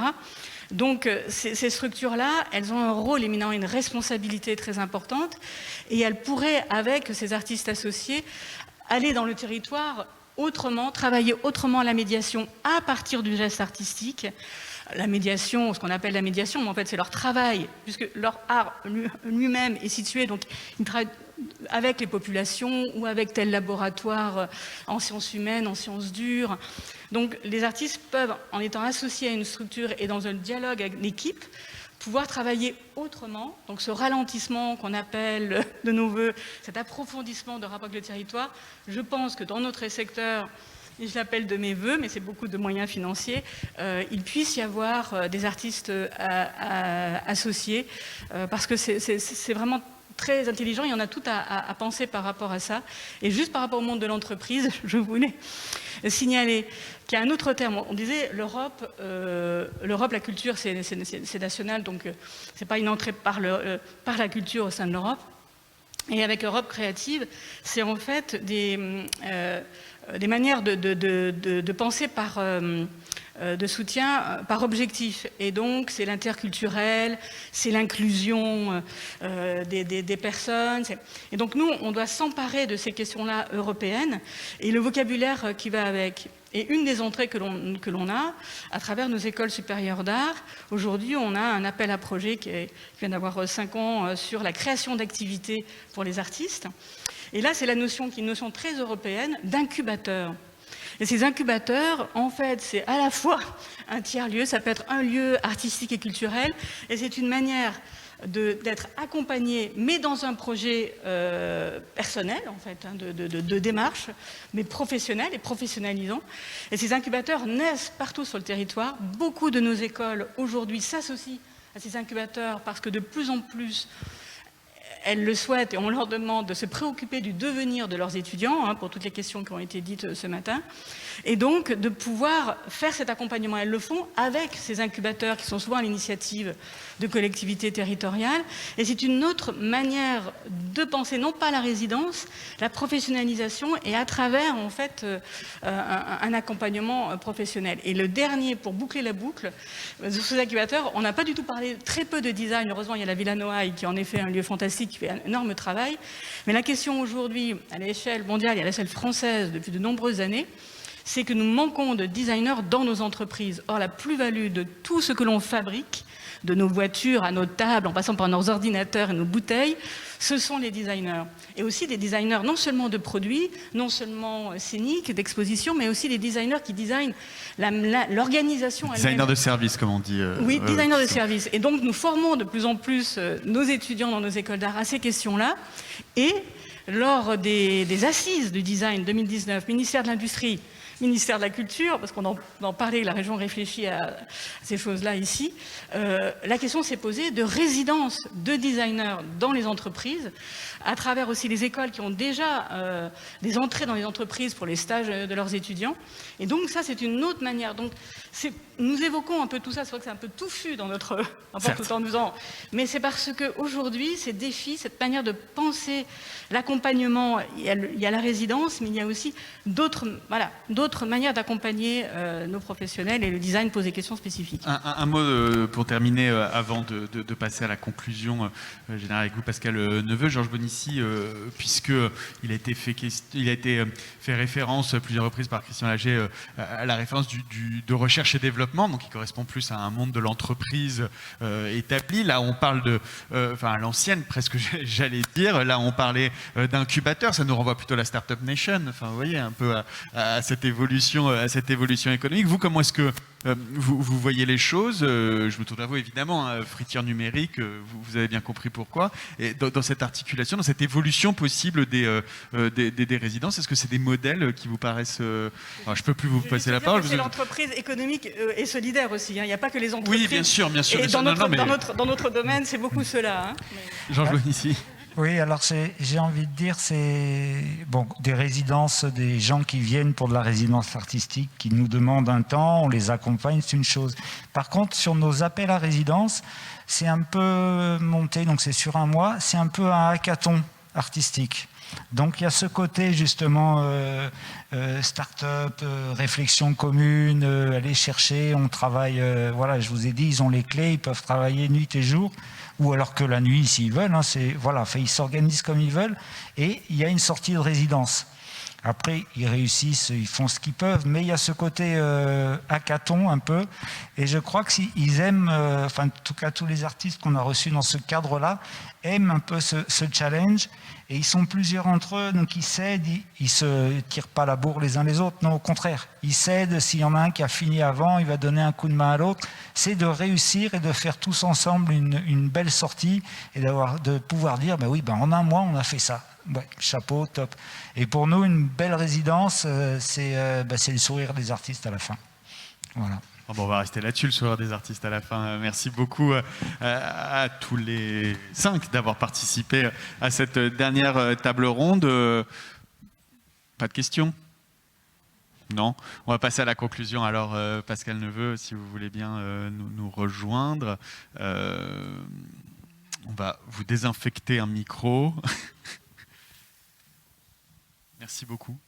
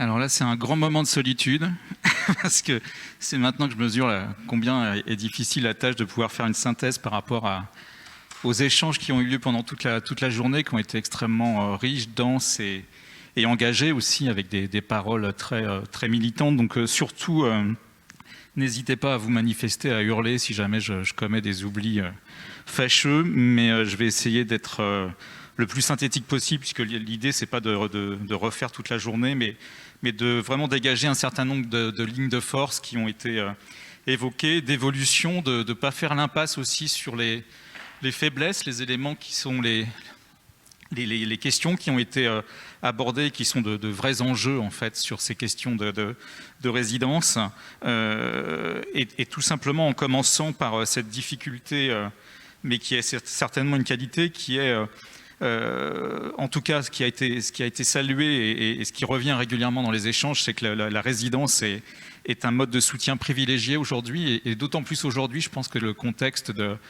la crise que l'on connaît a amplifié cette prise de conscience, et que cette dimension de résidence, elle est un soutien tout à fait important, et un soutien important dans des formes très ouvertes, puisque la question de définir ce qu'est une résidence est revenue régulièrement, et que peut-être que la meilleure définition, c'est justement de ne pas lui en donner, puisque on a bien vu que sur la question des formats, des modes d'accompagnement, de typologie de résidence, la circulaire de 2016 était particulièrement importante, puisqu'elle flèche plus des typologies en fait qu'une définition de résidence. Et toutes ces typologies sont évidemment importantes aujourd'hui. Tous ces dispositifs de soutien ont une réelle utilité, mais surtout de mettre en avant cette question de l'adaptabilité et d'un panorama national, voire international de résidence qui opère sur des modes très très différents. Ce qui revenait beaucoup dans les échanges aussi, c'était cette dimension d'adaptabilité, de convivialité. On a évoqué aussi cet esprit en fait de proximité, avec un esprit familial même, en allant jusqu'à dire que les structures qui mettaient en place des résidences avaient cet engagement en fait d'être à l'écoute, au plus près des artistes, de pouvoir les accompagner au mieux, et surtout de ne pas chercher à les définir et à les amener dans un mode de production ou de réflexion qui serait totalement standardisé. Et cette dimension de résidence, d'esprit familial, elle s'incarne aussi par la dimension pluridisciplinaire et de rencontres aussi avec des générations différentes d'artistes. On a évoqué ce matin aussi cette nécessité aussi de pouvoir croiser des artistes d'horizons différents, de générations différentes, et que ces moments de rencontre, de moments d'échange étaient évidemment particulièrement importants et participaient de cette dynamique de résidence réussie, en fait, s'il fallait vraiment l'évaluer. On a parlé de la question aussi de ce que l'on vit aujourd'hui, c'est-à-dire comment rendre compte de résidence sur l'espace numérique de façon dématérialisée, en rappelant aussi que les arts numériques étaient aussi une écriture esthétique à part entière, et qu'il ne fallait vraiment pas limiter le numérique à un outil de communication et de valorisation en fait, des résidences, mais que c'était aussi un outil d'expression artistique à part entière. La question de la rencontre avec le public, qui n'est pas un exercice, enfin qui ne doit pas être un exercice forcé.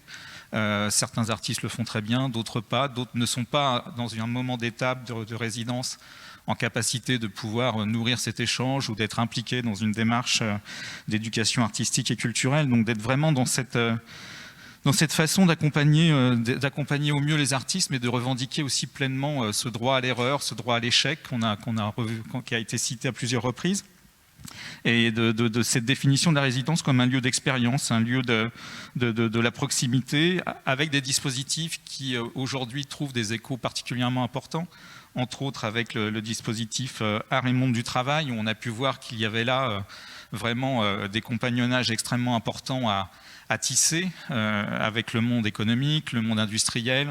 On a évoqué Mécènes du Sud, on a évoqué évidemment toutes les compétences, tous les savoir-faire qui sont propres au lycée professionnel, au lycée agricole. Donc on a cet terreau fertile dans chacune de nos régions.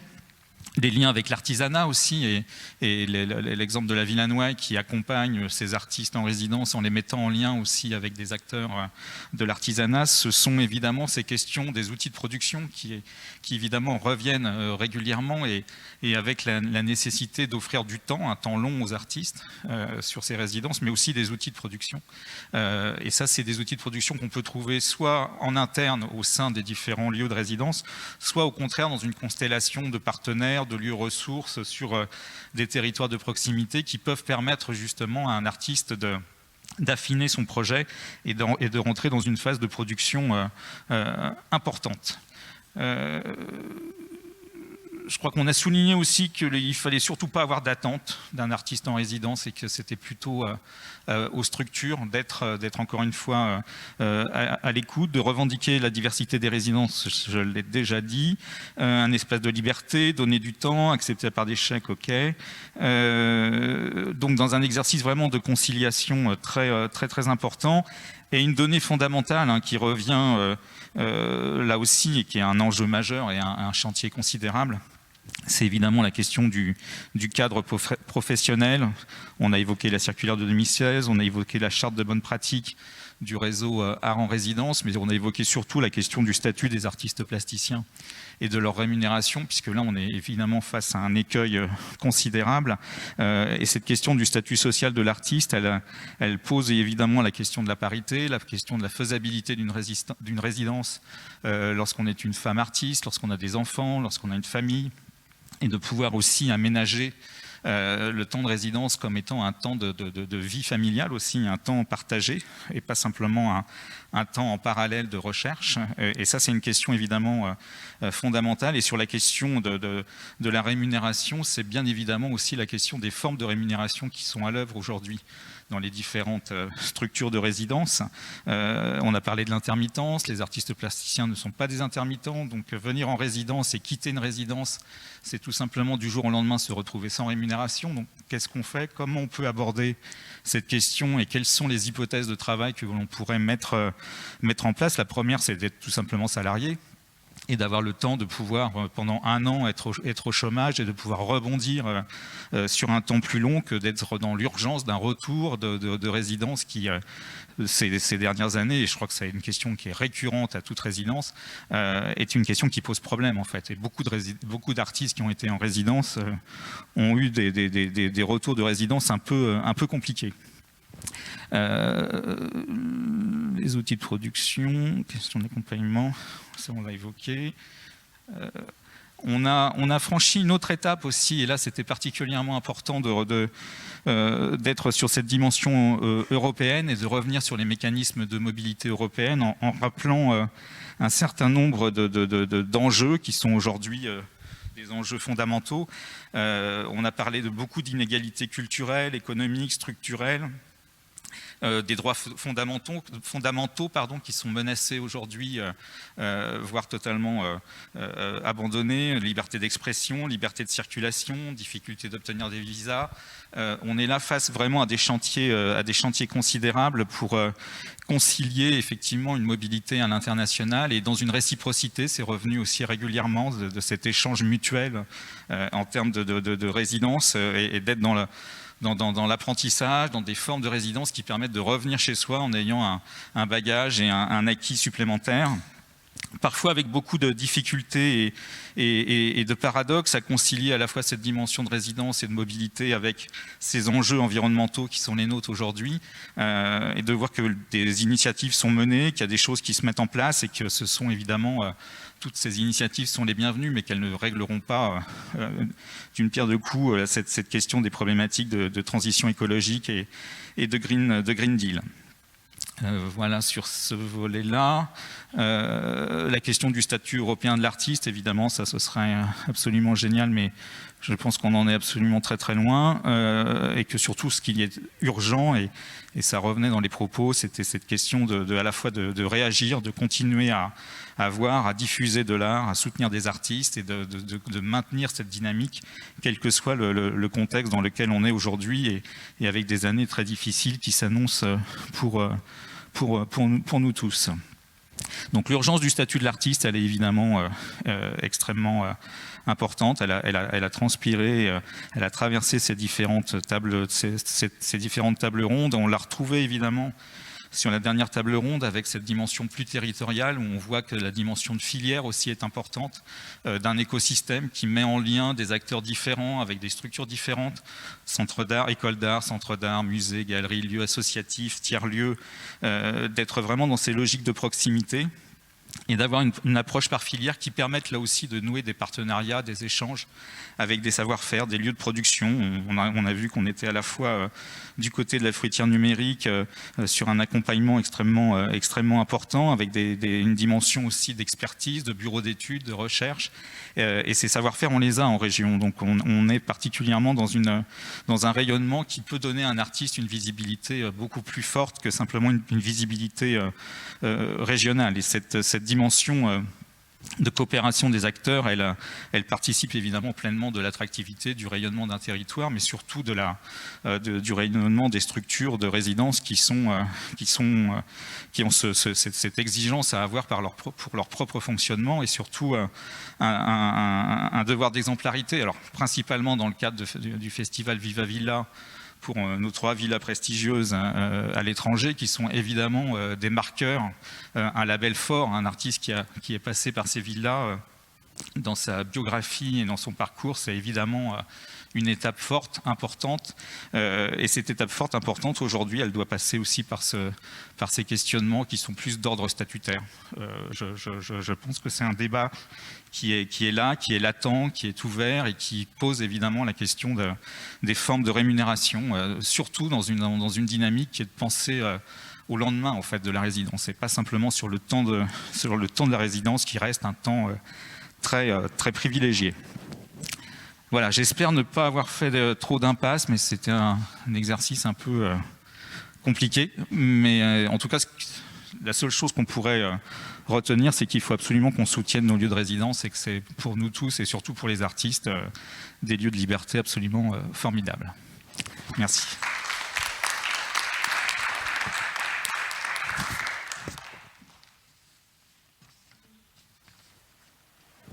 C'est bon ? Je voulais vraiment vous remercier. Je te remercie beaucoup pour cette synthèse qui, je trouve, rappelle vraiment tout ce qui a été évoqué aujourd'hui.